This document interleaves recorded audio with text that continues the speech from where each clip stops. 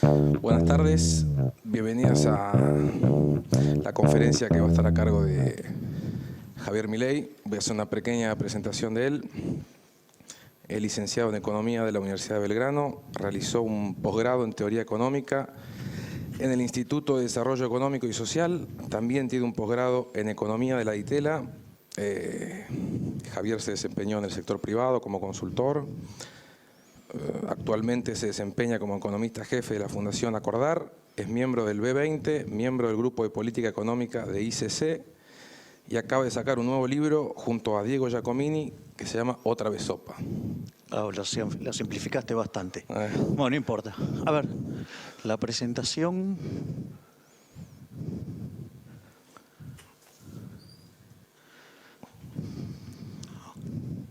Bien.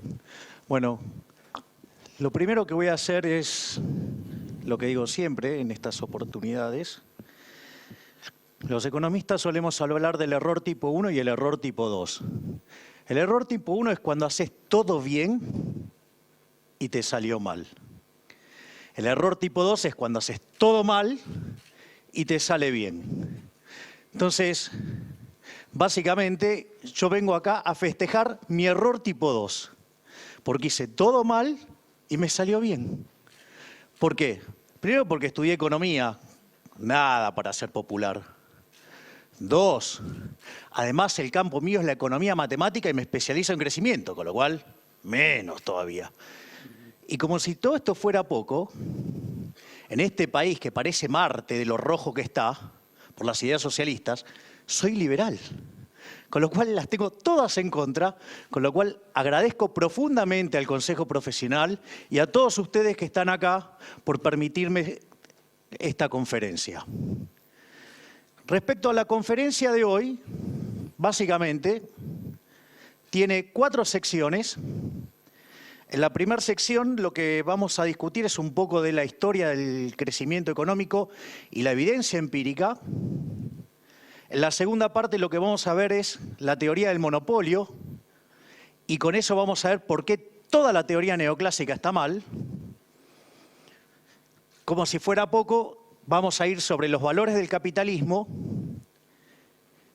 y para ponerle la frutilla al postre, vamos a hablar de esa atrocidad nefasta que hunde a este país que se llama justicia social.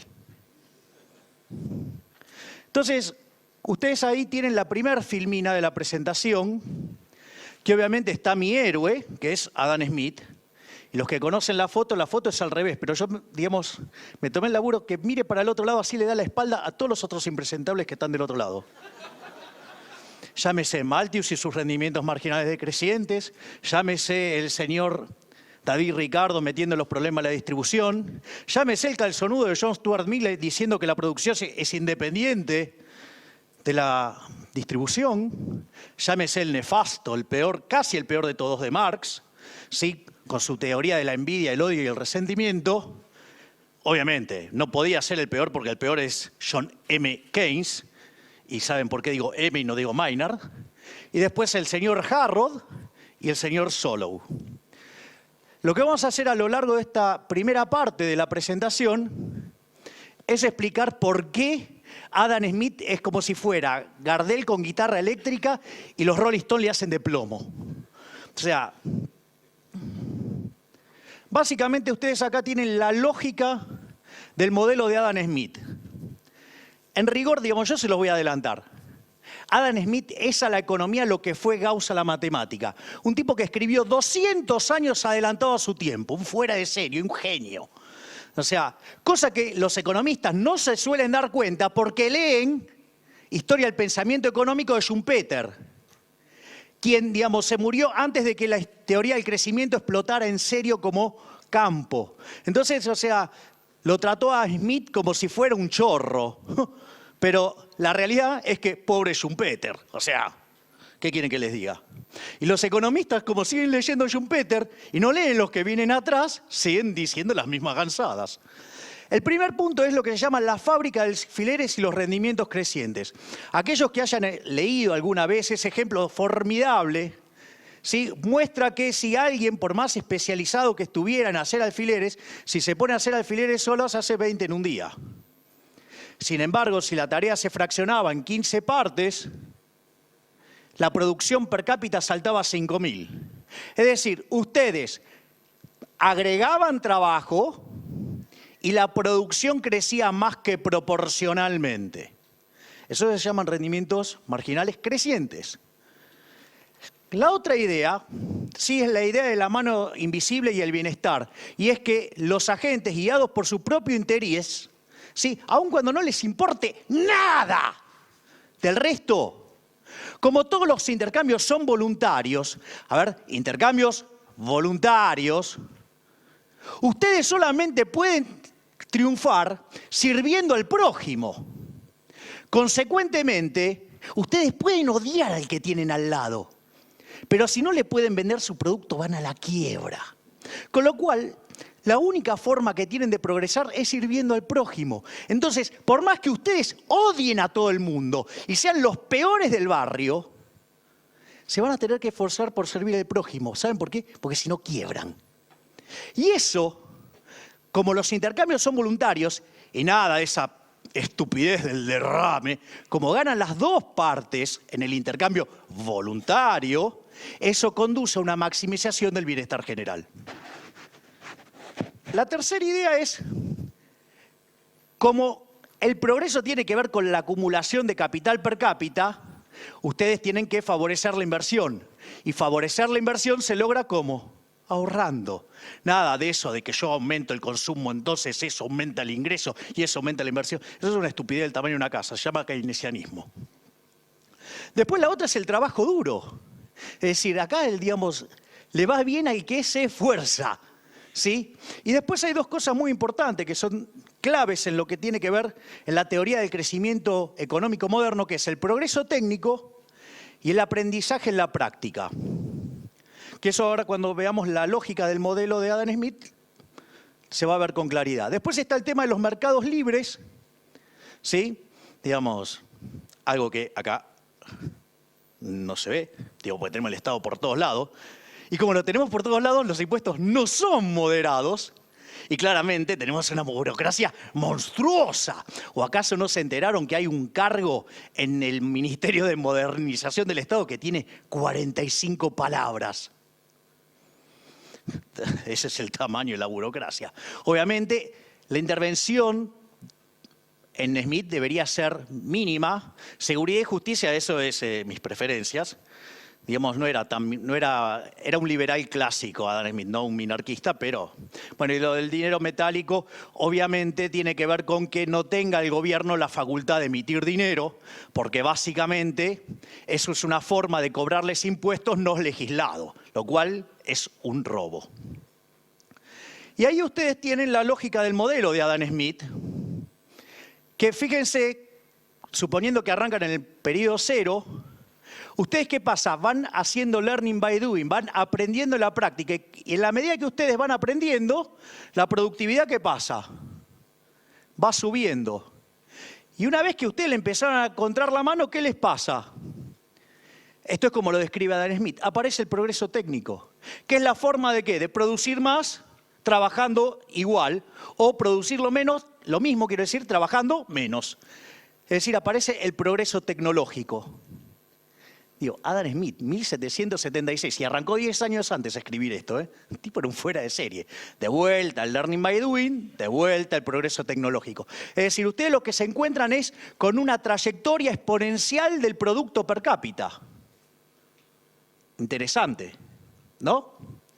Bien, ese es el mundo hermoso que describió Adam Smith. Pero, como siempre no podía faltar, siempre aparece la mala onda, los pesimistas. Entonces aparece el señor Malthus, ¿sí? El reverendo Malthus, porque era sacerdote. Entonces, señor Malthus dice algo que parecía interesante, que era, la verdad es que ustedes, cuando van a elegir unas tierras, eligen las mejores. Entonces, los que vienen atrás de ustedes, ¿qué van a elegir? Y las que están atrás, son peores. Con lo cual, los rendimientos marginales son decrecientes. ¿Sí? Entonces, en la medida que ustedes van metiendo más trabajo, la productividad sube, pero menos que proporcionalmente. Por eso tiene ese formato. Y por otro lado, Malthus hablaba de la pasión de los sexos, y básicamente lo que decía es que en la medida que subía el PBI per cápita, la gente se reproducía más. Entonces, ¿qué es lo que pasa? El modelo encuentra un equilibrio en este punto A. Entonces, ¿qué pasa si por alguna cuestión la gente tiene más pasión y no se cuida y concreta de otra manera? ¿Qué pasa? La producción crece, pero crece menos que proporcionalmente, y ahí aparece la ley de hierro de los salarios. Es decir, no le alcanza para morfar a la gente y ¿qué pasa? Se muere. Entonces, la cantidad de población se viene para acá. Y si estuvieran por debajo de ese nivel, la productividad es más alta que la que alcanza para comer, entonces están con ganas, vigor, se reproducen más y se van hasta acá. O sea, un mundo inmundo. Inmundo. Inmundo. Y cada vez que había alguna mejora, el tema de la pasión de los sexos se comía todo el aumento de la productividad. Con lo cual, digo, ustedes siempre tenían el mismo inmundo ingreso per cápita.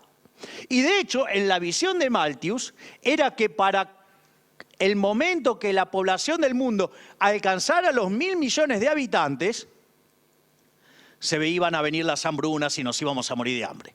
O sea, el límite eran 1.000 palitos. Entonces digo, al margen que a mí me puede gustar Adam Smith y puedo pensar lo que se me ocurra de Malthus, Friedman decía algo que era primero los datos. Entonces, vamos a ver los datos. Ustedes tienen acá la evolución del PBI per cápita desde el año 0 al año 2000. Les cuento que el PBI per cápita en esos 2000 años se multiplicó por 12,9 veces. Y en los últimos 200 años, de esos 12, explican 9. Momento a partir del cual, en el año 1800, la población se multiplicó por 7. Es decir, el PBI en los últimos 200 años se multiplicó por 63. Malthus, teléfono, Malthus, ¿sabes cómo te diría Maradona? LTA. ¿No? Entonces, digo, pero ¿qué es lo maravilloso? No solo, digamos, la explosión de riqueza, lo maravilloso de este mundo, sino que Adam Smith escribió acá. ¿Saben qué? Me quedé corto diciendo que era Gardel con guitarra eléctrica. O sea, digo, el pibe la vio como nadie. O sea, nadie la vio como él. Es más, hoy teniendo los datos, tenemos salames como Piketty que dicen que el mundo va hacia una catástrofe. Piketty, no te entiendo. Juro que no lo entiendo. ¿Qué datos está mirando? Las proyecciones de él, que le pifió para el siglo XX en un 700%. Claro, bueno, más o menos. Entonces, para seguir con esta idea, porque es muy importante, si ustedes se fijan, lo que vimos recién en materia de función de producción, ¿se parece a cuál? ¿A la de Malthus o a la de Smith? Es Adam Smith puro. Entonces, vamos a ver cuál es la lógica de lo que está detrás de esa curva exponencial y ver a qué podría estar tendiendo esto. Si ustedes se fijan, este gráfico es muy importante. Muestra que entre el año 0 y el 1800 el PBI per cápita crecía al 0,02%. Quiere decir que para los primeros 1800 años, Malthus no estaba tan mal. Ahora, ¿qué es lo que pasa? Cuando ustedes toman la revolución industrial en el siglo XIX, el PBI per cápita se acelera por 33 veces. Muchachos, teléfono, algo pasó ahí. Pero no es que se quedó ahí, sino que cuando ustedes toman los primeros 50 años del siglo XX, saltó a 1,06, o sea, se volvió a acelerar. Y cuando toman los segundos 50 años, se volvió a acelerar a 2,1. Y esto no es todo, porque hay estudios sobre la contabilidad del crecimiento que muestran que las cuentas nacionales subestiman este efecto en 1,1, 1,15. Es decir, que el mundo no creció al 2,1, creció al 3,25. Y en lo que va del siglo XXI, que en realidad esto yo lo debería haber modificado acá, está en el 3%. Pero si yo le sumo la subestimación de las cuentas nacionales, estoy en 4,2 y algo. ¿Y eso qué significa? Significa que, a pesar de que yo estoy viendo que se acelera, que el crecimiento está mostrando un comportamiento claramente exponencial y creciente, significa que si yo tomo 4,2 y algo y lo elevo a la 100, es decir, que no acelero más el crecimiento, no lo acelero más, digamos, no pasa más nada, o sea, solamente lo mantengo. El PBI per cápita a lo largo de 100 años se multiplicaría por 60 veces.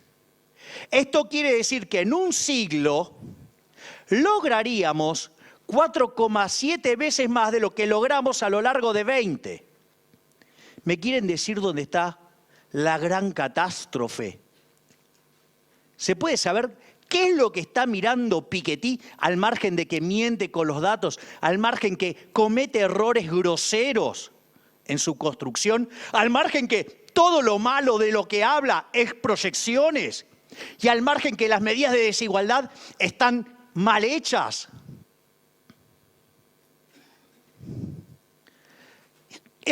También es muy importante este gráfico porque lo que muestra es cuánto tiempo tardaba la humanidad en duplicar el PBI per cápita. Entonces tienen casi 3.500 años, tienen que la revolución industrial lo lleva a 107, después cae a 65, después a 33, después a 23, y obviamente el número es menor. Y no solo eso, esto también es importante. Si ustedes se fijan, estos son los países que lograron duplicar el PBI per cápita. ¿Cuánto tiempo lo hicieron? Pero además están ordenados cronológicamente. El primero que lo hizo fue el Reino Unido y arrancó en el 1780 y tardó 58 años. El segundo en lograrlo, ¿quién fue? Estados Unidos, que arrancó en 1839 y tardó 47. Después lo hizo Japón, arrancando en 1885, tardando 34. Italia en 1890, 21. España, arrancando en 1950, 18. Corea del Sur, 9. Y China, que es el que lo logró más recientemente, tardó 7 años arrancando en 1987.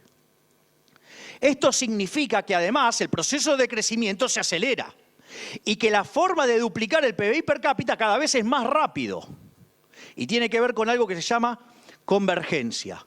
Pero al margen de todo eso, el otro día en una reunión de economistas, un economista supuestamente muy experimentado, que ocupó cargos muy importantes, dijo, no, acá lo que hay que poner en el centro de la escena es la pobreza. Es un bruto. Es un bruto. La condición natural del hombre, hasta que llegó el capitalismo, era la pobreza. El 95% de la población del planeta vivía con menos de $1 diario. Es decir, la condición natural del hombre sin capitalismo es ser pobre. Y cuando ustedes le ponen capitalismo, pese a todas las trabas y trampas que le meten por todos lados, el número hoy está debajo de 5%. Es decir, la solución es más capitalismo, la solución es más Adam Smith. No más intervención, más Estado presente. Eso lo único que va a hacer es hacernos involucionar. Pero eso ya lo vamos a ver más adelante. Entonces, ¿cuál es el punto? El punto es que si ustedes miran esa función de producción que explica el crecimiento, es una función de producción que muestra rendimientos crecientes. Y los rendimientos crecientes no son consistentes en la teoría neoclásica con los monopolios.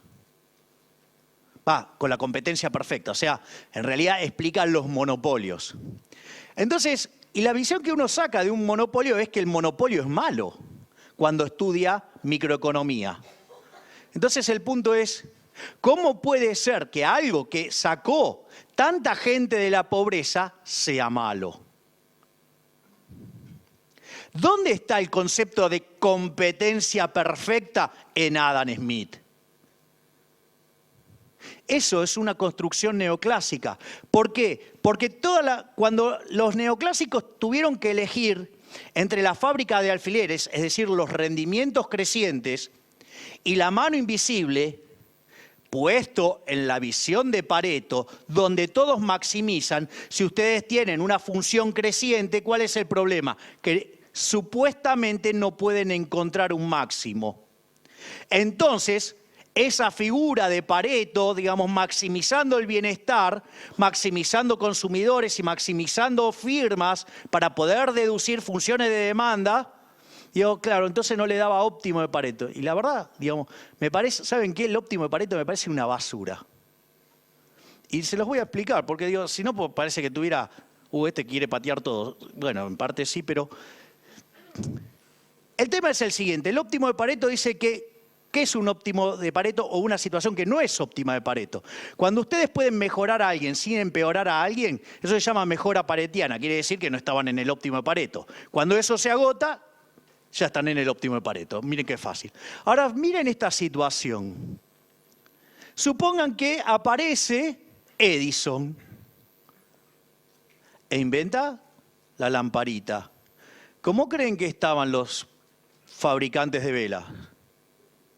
Les voy a dar el vocabulario técnico. A las puteadas. A las puteadas. Lo querían matar. Lo querían matar. Ahora, digo, toda esta conferencia es posible gracias al invento de Edison, ¿eh? Digo, porque con las velas, no mucho. Entonces, la realidad es que sí, el progreso tecnológico genera eso. Pero entonces, ¿qué? ¿Voy a maltratar al progreso tecnológico en nombre del óptimo de Pareto? Porque ahora les hago una aplicación todavía un poquito más subida de tono. Suponga que se inventa la píldora que cura todos los males, de modo tal que la gente va a vivir eternamente y joven. O sea, como dice mi amigo José Luis Cordeiro, nosotros vamos a ver la muerte de la muerte. No va a faltar el salame que diga que en nombre del óptimo de Pareto venga a reclamar por los sepultureros, por lo de los cementerios, por los que hacen los joncas. Me importa un rábano. Es decir, yo prefiero vivir, no morir, ¿no? O sea, para que se den una idea de las estupideces que a veces está cargada la teoría económica. Entonces, yo voy a simplificar el concepto de monopolio, que es el que dio Lord Edward Coke. O sea, aparte, miren qué nombre, Coke, ya digamos era un adelantado. O sea, básicamente lo que dice es, hay dos tipos de monopolio en el fondo. Está el monopolio legal y la situación en la cual queda una empresa sola. El que es malo es el monopolio legal, es decir, donde el Estado, ¿sí? Digo que vendría a ser el monarca actual, utiliza el aparato represivo, o sea, el monopolio de la violencia, para que ustedes no puedan comercializar con otros. Es decir, claro, entonces, el que se queda dentro de esa tranza, y casa en el zoológico. Y claro, la gente está para el traste ahí, obvio. O sea, pero eso no quiere decir que el monopolio es malo. Porque si en realidad el monopolio es que quedó una sola empresa que compitiendo con un montón logró vender un producto de mejor calidad a un mejor precio, es un héroe, es un benefactor social. Bueno, esa idea, la economía neoclásica se queda con este cuadro, ¿sí?, de que ustedes tienen ingreso marginal igual a costo marginal y a partir de ahí determinan un precio que estaría por encima del competitivo y tienen cuasi rentas. Claro, porque es un ejercicio, un mundo de equilibrio parcial. Póngalo en equilibrio general y en términos dinámicos. Van a entrar otros. ¿O creen que Dios va a estar ganando plata? Y todos van a decir, ay, mira cómo gana plata. No. salvo que el monarca, es decir, el Estado, bloquee la entrada. Es decir, como verán, siempre el problema es el Estado. Y ahora vamos al otro punto, por qué, digamos, la teoría neoclásica se enfrasca con que la competencia perfecta necesita de tantos jugadores. Otra estupidez. Un concepto absolutamente deformado. Nada que ver con lo que decía Adam Smith. ¿Qué es lo interesante? Este gráfico lo muestra a la perfección. Ustedes acá tienen lo que se llama el número óptimo de plantas. Y según donde cruce la demanda, va a ser el número de plantas que ustedes van a tener. Entonces, ¿qué es lo que pasa? Si ustedes tienen, supongamos que la demanda estuviera acá directamente. Entonces, ahí lo óptimo, ¿qué sería? Que haya una empresa sola, porque el costo que tendrían asociado a 2 plantas sería mucho más alto que una. Entonces, hay lugar para una sola. El lugar de quiebre, básicamente, es este. Si la curva de demanda estuviera de este lado, el costo de tener 2 plantas sería menor que el que tener una. ¿Y ahí qué pasaría? Habría una planta más. Habría lugar para una empresa más. Entonces, ¿cuánto es la ineficiencia máxima que puede haber? Es este triangulito que está acá. ¿Sí? Que si justo la demanda corta ahí.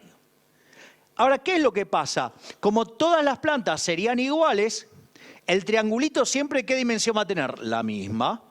Entonces, ¿cómo hacen para hacer desaparecer esa potencial ineficiencia? Que el número de empresas tiende a infinito. Entonces, un número finito sobre un número que tiende a infinito, ¿cuánto da? 0. Entonces tienen el equilibrio competitivo perfecto. O sea, nada que ver con la realidad, nada que ver con lo que tenga sentido en la vida, sino que toda una pura estructura matemática para poder tener el óptimo de Pareto, que vimos que es una porquería. O sea, es de locos. Es decir, y como si todo esto fuera poco, es asumir una función de producción, digamos, que vive de espalda a los datos, porque hoy se me dio por ser elegante. ¿Qué es lo interesante? Digo, dentro de la lógica neoclásica hay autores que han corregido esto, que es el caso de Baumol, poniendo la curva de costo medio de fondo plano, que permite la libre entrada y salida y genera un resultado óptimo de Pareto, de vuelta. O sea, aun cuando existiera una sola empresa. Pero de vuelta, el problema es el óptimo de Pareto. Digo, fíjense que por abrazarme al óptimo de Pareto, todos los desastres que hice con la teoría económica para algo que esencialmente es una porquería. Entonces vamos al que la tiene clara. O sea, yo les voy a contar la anécdota. Yo, digamos, era un neoclásico recalcitrante, di más de 20 años clase de micro. Entonces, estaba con estos temas de crecimiento y decía, pero como si el crecimiento es bueno, saca gente de la pobreza, ¿cómo puede ser que los monopolios sean malos? Entonces, estaba desesperado. Entonces me topé con los austríacos y ahí me topé con este señor que se llama Murray Newton Rothbard. No lo van a escuchar nunca. Les aviso, nunca. Porque todas las instituciones son centros de adoctrinamiento keynesianos marxistas. ¿Sí? Jamás, o sea, cuando le hablen de von Mises seguramente van a pensar que es el 9 de Holanda, no un tipo que era genial. Digo, porque Rothbard es el heredero de Mises. Entonces, me leí un artículo, ¿sí?, traducido por Alberto Venegas Lynch, padre, o sea, el padre del genial Alberto Venegas Lynch, hijo, que se llama Monopolio y Competencia y que está en un libro que se llama El hombre, la economía y el Estado. Les aviso que en los 2 primeros tomos Rothbard es minarquista, en el 4º, que se llama Poder y Mercado y que es un placer, es ANCAP, o sea, anarcocapitalista. Pero, digo, detalles. ¿Qué es lo que pasa acá? La primera es la idea de mercado libre o mercado intervenido. No me importa el número de agentes, lo que me importa es si está o no el ente de coacción sistemática que tiene el monopolio de la violencia, que se llama Estado. Después está el tema de monopolios, preferencias y sustitución. O sea, ¿de qué me sirve tener el monopolio de vender cubitos en la Antártida? Para nada, ¿sí? Pero suponga que no uso un caso tan extremo, no voy a usar unos minutos más, pero entonces, digamos, ¿qué es lo que pasa? Digo, ¿puedo sustituir? ¿Sí? Bueno, ya vimos el tema del óptimo de Pareto. Después otra cosa que también representa un problema tiene que ver con el tema de los insumos, porque en la realidad si yo soy un único operador del mercado, me voy a quedar con todo. ¿Saben qué? El precio de los insumos me va a subir, con lo cual los beneficios me van a caer, con lo cual algo va a fallar seguramente. Pero además, lo otro que tienen que tener en cuenta, que el caso donde una gente se quedó con todo, eso ya existió, se llamó comunismo y terminó mal, porque no podía hacer cálculo económico. Entonces, si una empresa, por algún motivo, empieza a crecer descaradamente, el propio proceso lo va a abortar, porque no va a poder hacer cálculo económico. Y después, obviamente, toda esta lógica de la envidia y el odio y el resentimiento está los beneficios del monopolista. Entonces, a ver, ¿qué puede hacer el monopolista con los beneficios? Lo puede ahorrar, ¿sí? Si los ahorra, ¿qué hace? Se convierte en inversión en otro sector, crea trabajo y bienes en otro sector. ¿Qué puede hacer? Lo puede reinvertir, con lo cual va a generar mejores productos a mejores precios. Sigue siendo un héroe. Puede consumirlo, con lo cual genera trabajo en otra parte de la economía donde está consumiendo. Miren, es un jodido y lo fuga, hace fuga de capitales. Sube el precio de la moneda extranjera, se asignan los recursos al sector transable de la economía. Es más, es tan jodido que agarra la plata y la mete abajo de la tierra. Miren qué jodido, que es un mal tipo. Van a bajar los precios, o sea, se benefician todos. Es decir, no caigan en la falacia de lo que no se ve, que es en lo que siempre caen los keynesianos, ¿no? Entonces, vamos ahora con los valores del capitalismo. Primer punto, ¿saben qué? Hay algo que los zurdos no se pueden bancar, es los datos, porque los datos los llenan de goles. Fíjense, aquellas economías que son más libres crecen más que el doble que las que son reprimidas. Es más, el PBI per cápita de aquellas que son más libres son por lo menos 8 veces más altos. Es más, siempre el surderío habla de los más vulnerables. Los más vulnerables viven muchísimo mejor en los países que son más libres. Están 11 veces mejor y si se fijan, no solo que están mejor que los más vulnerables, sino que están 2 veces mejor que lo que es el PBI de los países reprimidos. O sea, no pueden con nada. Es más, la pobreza es 24 veces menor, ¿sí? Y como si fuera poco, es más, la gente vive más. Es decir, ¿cuál es el punto? Porque la evidencia empírica se lo lleva puesto.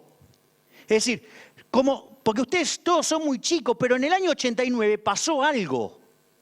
Se cayó algo que se llamaba Muro de Berlín y aplastó a los zurdos, no a los capitalistas. Y cuando los aplastó, apareció la verdad. Eran pobres.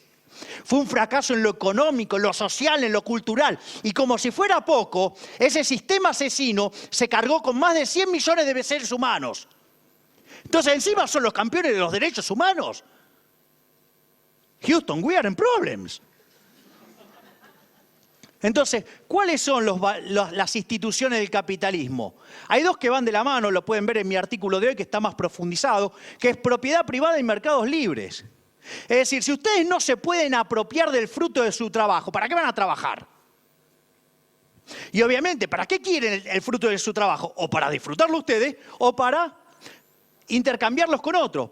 De ahí que los mercados libres tienen que ver con los intercambios voluntarios. O sea, porque sin intercambio voluntario, si está el gobierno y no los deja hacer intercambio voluntario, entonces tampoco van a producir. Porque ¿para qué lo quieren? ¿Para tenerlo y no usarlo? Es casi no tener la propiedad privada, con lo cual van de la mano. La competencia no es la competencia perfecta, la competencia es la libre entrada y salida, que no esté el monarca / el Estado bloqueando la libre entrada y salida. La división del trabajo, ¿sí? ustedes vieron cuando agarran y dicen esa estupidez, no, porque nos van a invadir del exterior y hay que cerrar la economía. Ok, vamos a hacer un ejemplo. Entonces, vamos a cerrar la economía. Y si es bueno, ¿por qué no la cerramos en Buenos Aires? Y si es tan bueno, ¿por qué no la cerramos en la capital federal? Y si es tan bueno, ¿por qué no la cerramos acá en el microcentro? Y si es tan bueno, ¿por qué no la cerramos a nosotros mismos? ¿Ustedes se pusieron a pensar lo miserable que sería la vida de cada uno de nosotros si nosotros tuviéramos que hacer nuestros propios zapatos, nuestras propias medias, nuestro propio traje, nuestro propio, ¿sí? Digamos, ropa interior, sería inmundo. Es decir, viviríamos trabajando para tener bienes de pésima calidad. Es decir, ya ahí la magia de la división del trabajo. Y obviamente, digamos, la división del trabajo, como ustedes van a necesitar del prójimo, es decir, si yo voy a producir zapatos y ustedes comida, más vale que yo me ocupe de que a ustedes les gusten los zapatos, porque si no me voy a morir de hambre. Entonces, como decía Bastiat, donde entra el comercio, no entran las balas. Es decir, no hay nada de esa estupidez del derrame, es cooperación social. ¿Por qué? Porque los dos ganan. Los dos van a tener más zapatos y van a tener más alimentos. Entonces, ¿dónde está todo el problema? No, voy a avanzar con esto porque si no, digamos, no vamos a terminar. Entonces, vamos a ir a la parte de desigualdad. Porque entonces, ¿cuál es el problema con el capitalismo? Es profundamente desigual. Yo les voy a decir, no, el capitalismo es justo. O sea, no solo es más productivo, además es el único sistema que es justo. Entonces ustedes dirán, ¿cómo puede ser esto? Bien, lo primero que tenemos que ver es, Friedman decía, primero los datos. ¿Qué pasa con la distribución del ingreso en el mundo en los últimos 50 años? Cuando ustedes, esto es una log normal o chi cuadrado, o sea, tienen la moda a la izquierda de la media. ¿Y qué es lo que pasa? Esto significa que está concentrada. En la medida que se va aplanando, se hace más igualitaria. O lo que es lo mismo que el Gini empieza a caer. Esto es 2003. O sea que esto ya era mucho mejor que lo que había en el 80 y lo que había en el 60. Miren cómo es hoy. Digamos, el propio proceso de convergencia asegura que la desigualdad entre países está cayendo. Piketty, teléfono.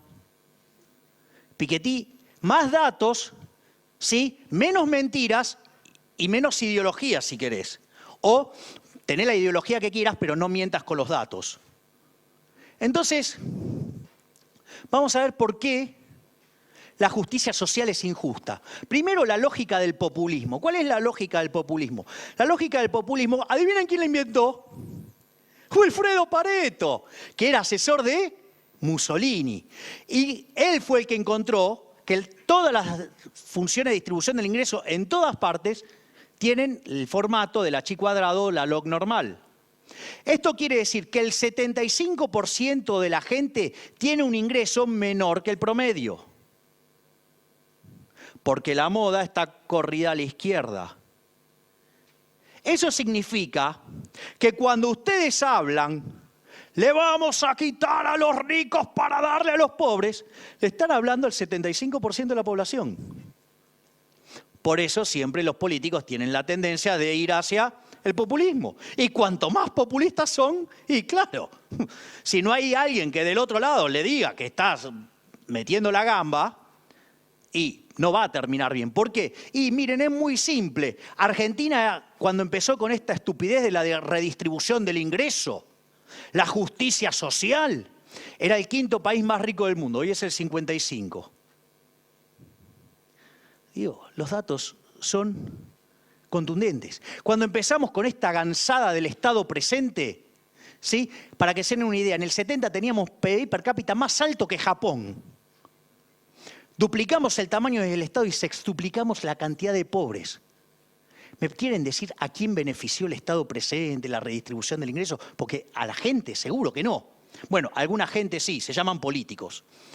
Entonces, ¿cuál es la visión de Milton Friedman respecto a esto? Dice, mire, es la misma que tenía John Stuart Mill. Dice, cuando una sociedad pone a la igualdad por encima, ¿sí?, de la libertad, no consigue nada de ambos. Ahora, cuando pone a la libertad por encima de la igualdad, consigue mucho de las dos.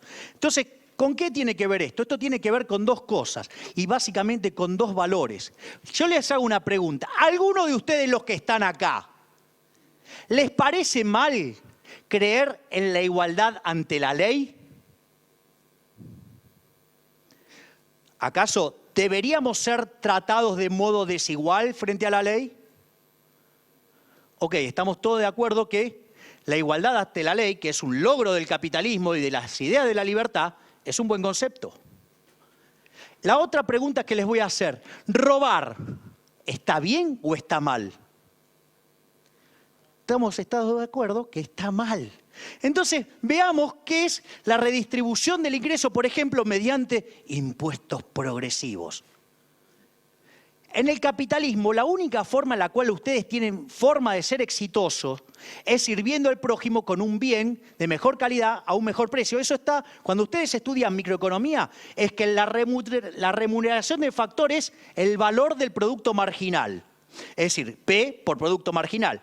El precio viene dado por las preferencias y las escasez. O sea, que si ustedes no sirven al prójimo, pista, vale cero. Con lo cual no van a poder pagar nada por los factores. Y lo otro, la productividad. Si producen más a un bien que vale, y van a tener mejor remuneración. Entonces, ¿qué es lo que pasa? Cuando ustedes ponen un impuesto progresivo, es decir, que le van a cobrar más que proporcionalmente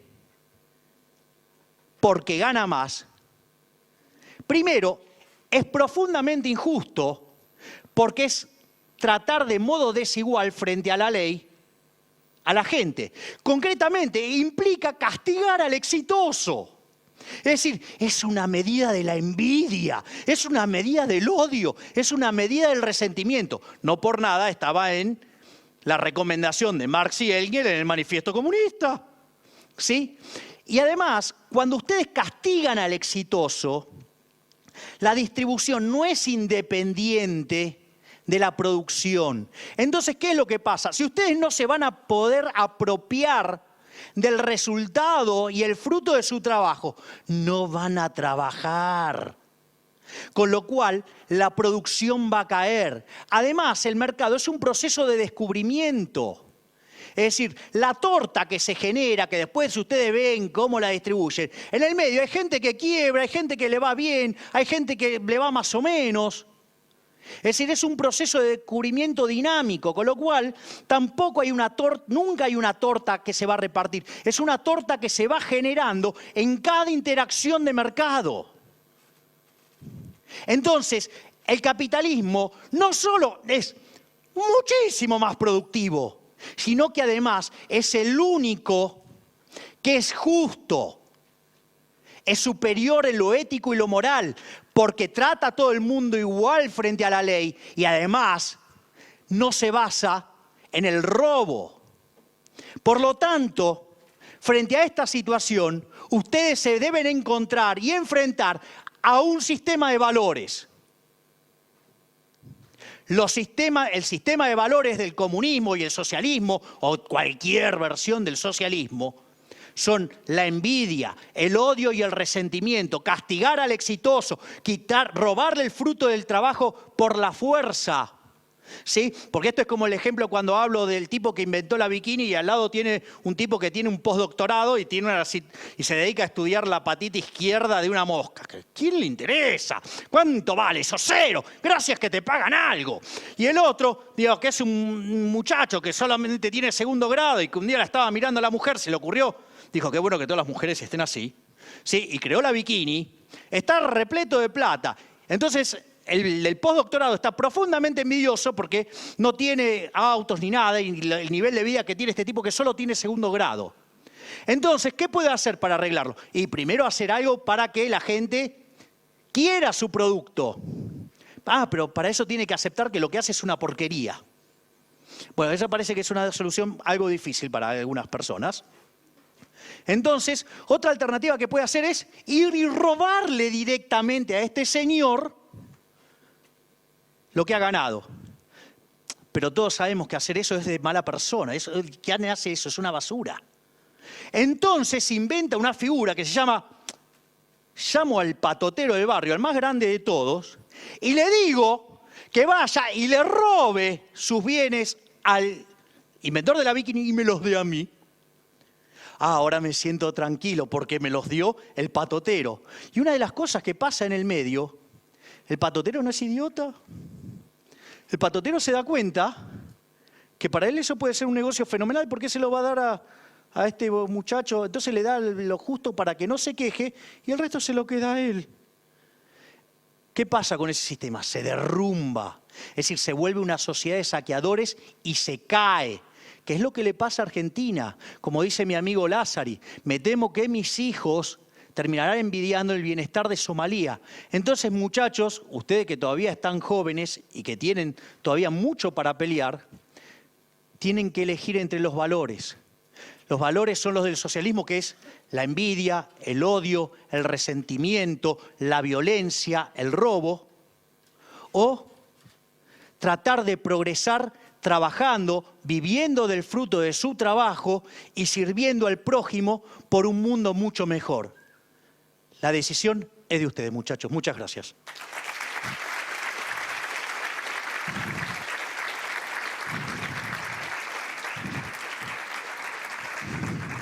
Gracias, Javier, por el recorrido milenario de la historia del capitalismo. No, el capitalismo son los últimos 200 años. La pobreza anterior es cuando se vivía de otra manera. Bueno, no han quedado espacios para preguntas, pero lo pueden seguir activamente a Javier en redes, medios, diarios, en todos lados. Y no se olviden de comprar otra vez Sopa, el nuevo libro con Diego Giacomini. Muchas gracias. Bueno, pero alguna pregunta, así me divierto un rato. Digo, y si está teñida de rojo, mejor porque me divierte más.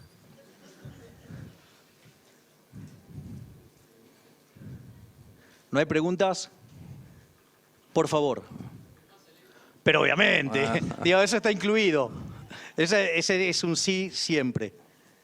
¿Alguna otra pregunta? Selfies también, así que no hay problema.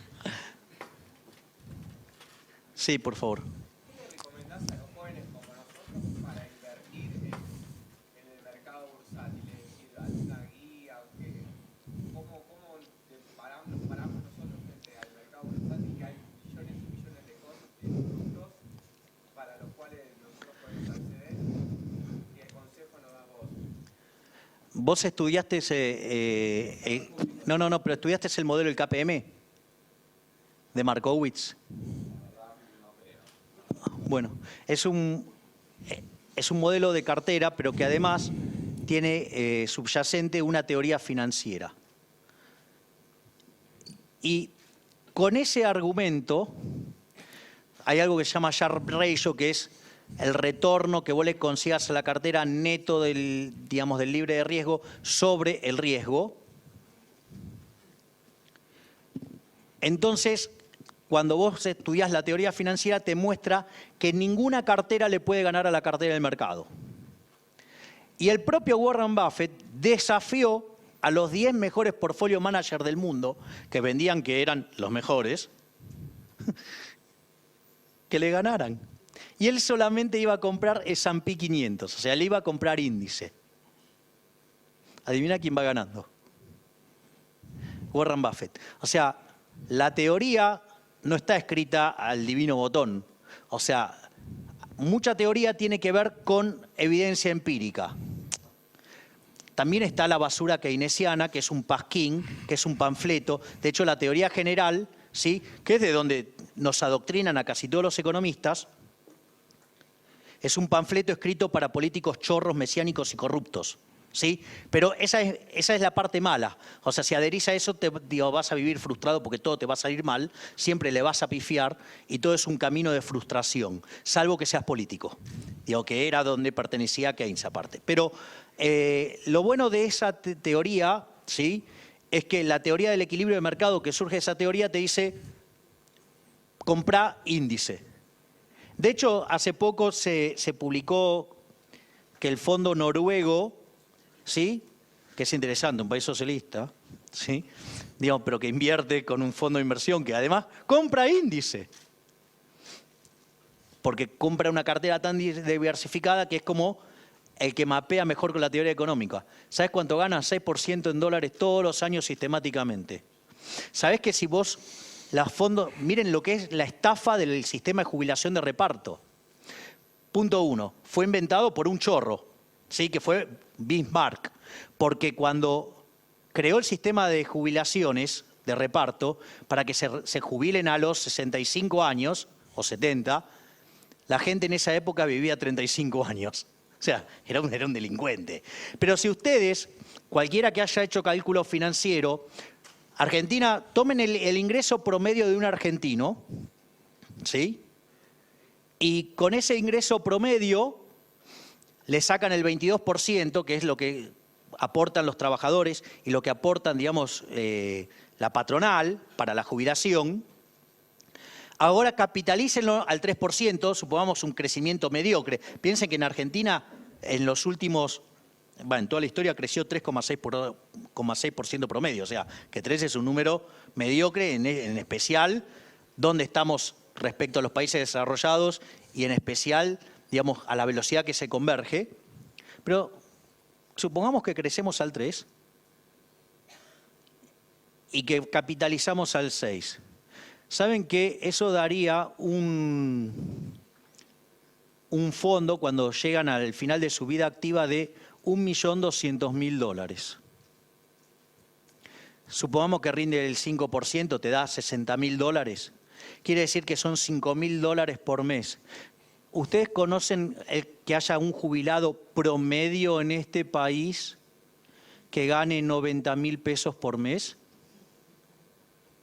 Adivinen quién se beneficia manoteando las cajas previsionales. Está todo dicho. El Estado es la fuente de pobreza. ¿Qué produce el Estado? Nada. Produce impuestos. Es decir, y ustedes, digamos, ¿vieron que los negocios mejoren con más impuestos? Son una fuente de destrucción de riqueza. Miren, esto a mí me mata cuando dice la gente, no, porque queremos Estado presente. Es lo mismo que yo les diga, ¿saben qué? Voy a llamar a los chorros, los voy a meter adentro de mi casa, le voy a decir dónde están cada una de los bienes más preciados, voy a llamar al camión de mudanza, ¿sí? Los voy a ayudar a subir todos al camión y cuando se va les digo, gracias por robarme tanto. O sea, somos una sociedad de estúpidos. Con lo cual, digamos, cada vez que se te mete el Estado, digamos, podrías tener 90.000 de jubilaciones, mirá lo que hay. ¿Alguna otra pregunta más? Tenemos una acá del público. A ver. Por favor.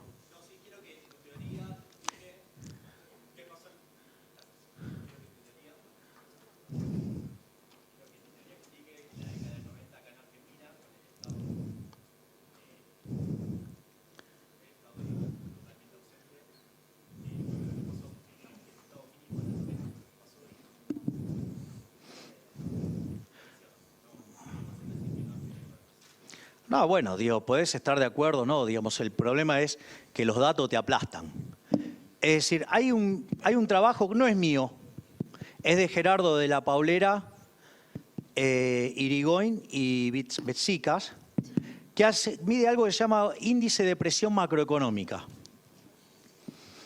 Para tu disgusto, mide que el mejor gobierno de la historia fue el primer gobierno de Menem. Y el tercero es el segundo gobierno de Menem. O sea, y te aclaro, el gobierno de Menem no era liberal. Y te voy a explicar por qué. Primero porque para los liberales los precios son sagrados. Metete con mi vieja, pero no con los precios. Los precios es un mecanismo de transmisión de señal. ¿Sabes qué? Había tipo de cambio fijo. O sea, ¿te suena? Intervención del Banco Central. Los liberales en serio, ¿sí? Somos partidarios de eliminar el Banco Central. Porque cuando no había, ¿saben qué? Argentina, yo les hago una pregunta. ¿Alguien me puede decir cuándo nació la Argentina? Porque el Banco Central apareció en 1935. Es decir, ¿Argentina existía antes de 1935? Ah, y entonces, ¿cómo hicimos para vivir sin Banco Central? ¿Saben que la inflación en ese periodo fue del 3%? Después vino el Banco Central, ¿sí? que lo inventó un señor llamado Prebisch, con otro, digamos, en complot que llamaba Pinedo, abuelo de alguien que deberían conocer. Y cuando se creó el Banco Central en 1935, era mixto, mitad privado, mitad público, y la tasa de inflación saltó al 6%. Pero en 1946 creamos el Banco Central Nacional y Popular. Lo nacionalizamos. La inflación promedio fue 150%. Y si sacan el periodo de la convertibilidad fue 170%. Es decir, cada vez que el Estado se mete en algo, le caga la vida a la gente. Es decir, reventaron el sistema previsional, nos llenaron la canasta de inflación, éramos el quinto país más rico del mundo, hoy tenemos un Estado enorme, porque además, durante la convertibilidad, básicamente lo que se hizo fue hacer un conjunto de privatizaciones, pero el peso del Estado seguía siendo enorme. Es decir, no tan grande como ahora, que tenemos la presión fiscal más alta en el mundo, porque si tomamos solo lo que están en blanco, la presión fiscal es 67%. Porque si vos recibís 100, al empleador le sale 167, con lo cual ahí se te fueron 67. Y cuando vayas a comprar con los 100, te saca 50. O sea que de los 167 que generaste, te quedaste con 500. Mirá qué lindo. El Estado presente es una máquina de empobrecer. Te hace que tengas un tercio del ingreso que podrías tener. Seguí con el Estado presente. Así vamos, camino a Somalia. ¿Alguna otra pregunta? Y cuanto más roja, mejor.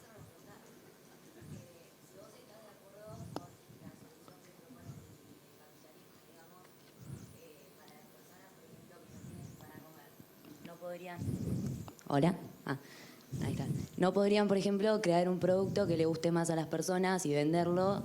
Entonces el capitalismo propondría, no sé, que se mueran de hambre o generar más inseguridad porque tendrían que salir a robar. Si vos estás de acuerdo con esa solución, ¿o qué propondrías? A ver, digamos, primero, el capitalismo, bueno, en realidad el liberalismo es el respeto irrestricto del proyecto de vida del prójimo. Con lo cual, robar no está en ninguna de las soluciones, digamos, deseables. Por otra parte, vos viste que aquellos países que son más libres, no solo que son 8 veces más ricos que los que son menos libres, sino que además los más vulnerables son el doble de ricos de los que viven en los países reprimidos. Es decir, ¿acaso vos ves que en Venezuela, con tanto socialismo, con tanto buenismo, con tanta gente que se preocupa por el prójimo, digamos, le va bien o no tienen para comer? ¿Acaso la cárcel de Cuba es un lugar que es pura prosperidad? ¿Acaso Corea del Norte es fantástico? No, son lugares miserables, son lugares inmundos, ¿sí? Es decir, no es cierto, lo primero que no debes hacer nunca en tu vida es juzgar a las cosas por sus objetivos, sino que tenés que juzgar por los resultados. En realidad, en todos los lugares donde se impuso el buenismo, ¿sí? Digamos, generó pobreza, fue un fracaso en lo económico, en lo social, en lo cultural. Es decir, por ejemplo, mirá lo que eran los edificios de la Unión Soviética y mirá lo que era en Estados Unidos. El Guggenheim se inventó, está en Estados Unidos, no en Rusia, que eran todos edificios cuadrados, grises, sin ventana. ¿Sí? Es decir, digamos, la minifalda se inventó de este lado. ¿Sí? Entonces, digo, a ver, digamos, no solo que fuimos más productivos, sino que además es el único sistema que es justo, porque vos lo que me estás proponiendo es la caridad a punta de pistola, ¿sí? Es decir, ¿sabés qué? Digamos, te voy a poner el revólver en la cabeza para sacártelo vos, para dárselo a otro, porque yo desde la poltrona creo que es injusto lo que vos tenés. ¿Y quién carajo soy yo para robarte a vos y decidir a quién dárselo? Es decir, el socialismo, la justicia distributiva es un robo. Y si verdaderamente estás preocupada por los más pobres, dale más capitalismo, que va a haber más bienes a un mejor precio y se van a pagar mayores salarios. Es decir, la única forma de salir de la miseria es capitalismo y trabajo duro. Eso es todo, muchachos.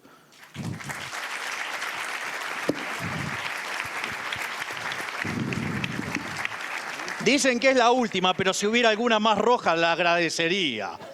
¿Tenés una más roja? Vamos todavía, dame una más. La demanda pide una pregunta más. Please, hagámoslo por el público. Dale.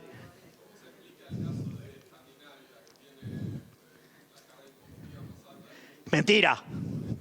Mentira. Primero, la carga impositiva más alta del mundo es de la Argentina. 67%. Somos esclavos tributarios de una corporación política chorra, parasitaria e inútil. Punto 1. Primero los datos. Dos. Voy por la segunda. ¿Te gusta el modelo sueco? Los políticos viven masturbándose con el modelo sueco. ¿Sabes por qué? Porque dicen, presiones fiscales del 75%. Y se les cae la baba porque están pensando afanar una porción de eso. Entonces, Suecia. Les cuento algo. Suecia se empezó a ser desarrollado previo a instalar a esa basura que se llama Estado del Bienestar. Y con el Estado del Bienestar y una inmundicia que se llama Ley de Wagner, que cuando el PBI sube, el peso del sector público sube más porque hay derechos, como si fueran gratis, que alguien los tiene que pagar. Llevaron la presión fiscal al 75% del PBI. Eso es lo que a los políticos los excita.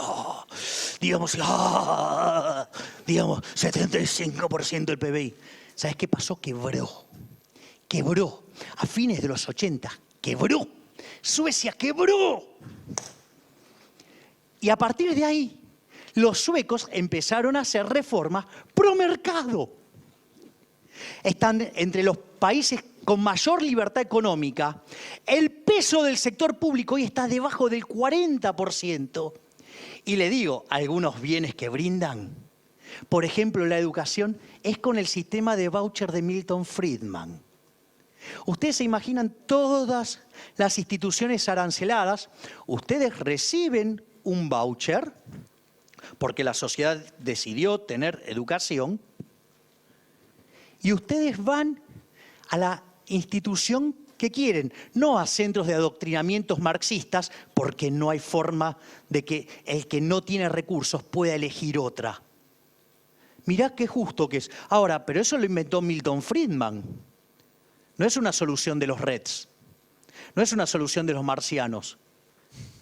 Digo, que viven en el planeta roja, no por los marcianos propiamente, sino por el... Entonces, lo de los escandinavos es una mentira de los políticos para seguir afanándote.